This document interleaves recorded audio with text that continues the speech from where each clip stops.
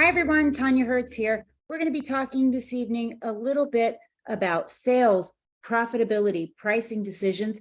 We're going to discuss implementing sales strategies, creating websites, using intermediary platforms, cash apps, other payment tools. We will explore different customer acquisition strategies, including different e-commerce options, look at how to use Google My Business and Google Maps, how to place your business on both to make the most of Google and make sure that people can find you. And then we're just going to touch on the basics of hiring employees versus independent contractors and what you need to know about both. So what do we mean by sales and profitability? So we've gone over this in previous chapters, but just to touch on it again briefly, sales are all of the income, the revenue that we bring in. Profitability is the profit relative to the expenses. So it's the cost of the operations that a company incurs when it generates revenues, and what's left over is profit. So profit equals revenue minus expenses. And we've done these calculations in previous chapters. We've talked about the difference between cost of goods sold and expenses. So cost of goods sold contains only the costs that are incurred when we are manufacturing or making our product or food. Expenses contains the cost incurred after all of the other, for all of the other costs of running the business. So cost of goods sold only includes the manufacturing cost. Expenses include also the other costs of running business, paying a salary, paying for operational expenses. And we've gone through some of the expense sheets in the chapters before, in the budget assignment, in the second section, and make sure though that you're including all of your expenses, including your delivery expenses, including all of the expenses that go into supplies, including all the expenses that go into the utilities, operating the utilities, especially if you're operating out of a home-based business, including the entire portion of that structure that you're using for business. And then of course, any insurance and the difference, and you may need to know in different calculations, the difference between variable and fixed expenses. Again, variable expenses can change month to month, or depending on how many of a particular product you produce or make. Fixed expenses don't change. It doesn't matter how many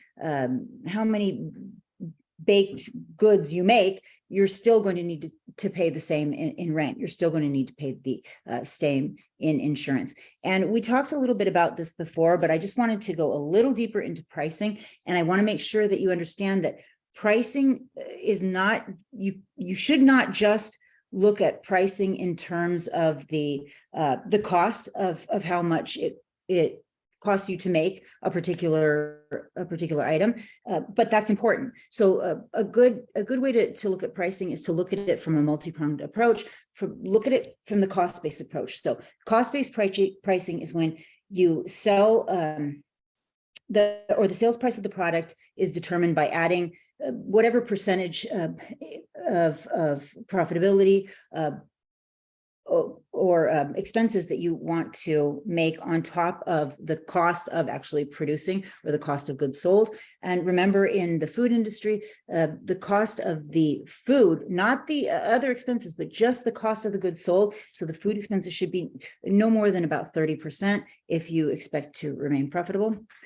You also need to look at, though, the competition. What are the competitors charging? And price points are, in competitive-based pricing, are heavily determined by what your competitors are charging. You focus on the market. You focus on what other people are charging rather than what your costs are, or in conjunction with what your costs are. And then the third pricing approach is the customer value-based pricing. And that's when pricing is based on the consumer's value or perceived value of the product. So in this pricing model, we need to understand that price signifies or signals value or worth.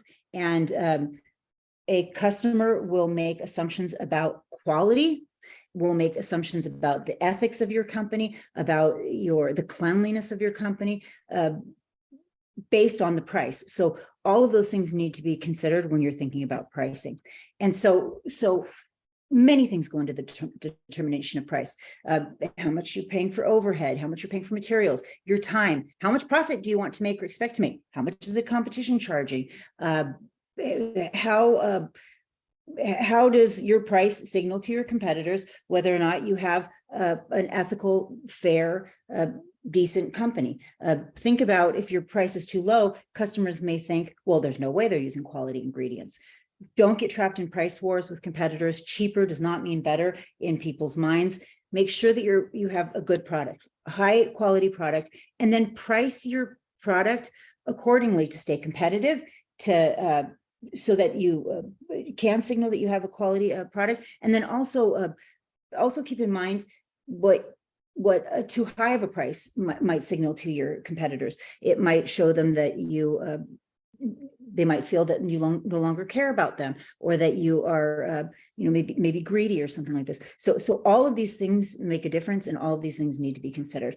And remember, when we talked about the economics of one unit means that you need to know how much each one item you sell costs, the costs of one recipe. Every recipe that you make, you need to know roughly what that costs you to make. And of course, it's going to go up and down with the variable prices as food costs go up and other things, but you need to know your break-even point for each recipe that you sell. You also need to know your break-even point per day. How much does it cost you to stay in business in a day? How much does it cost for you to make money at an event that you're hosting? How much per week do you need to make to stay in business? How much per month do you need to make? And what's your overall break even for the business itself, for all the money that you put into it to start the company? When do you hit that? What day can you say, I am now profitable? We hit our break even today. So these are all break evens that you need to understand and calculate. And again, rough estimates. We don't need specific numbers on everything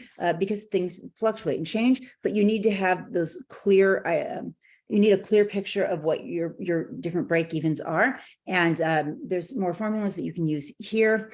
And we're going to stop actually right here before we start talking about, the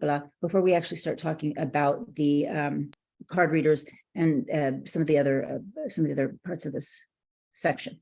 So talk to you soon.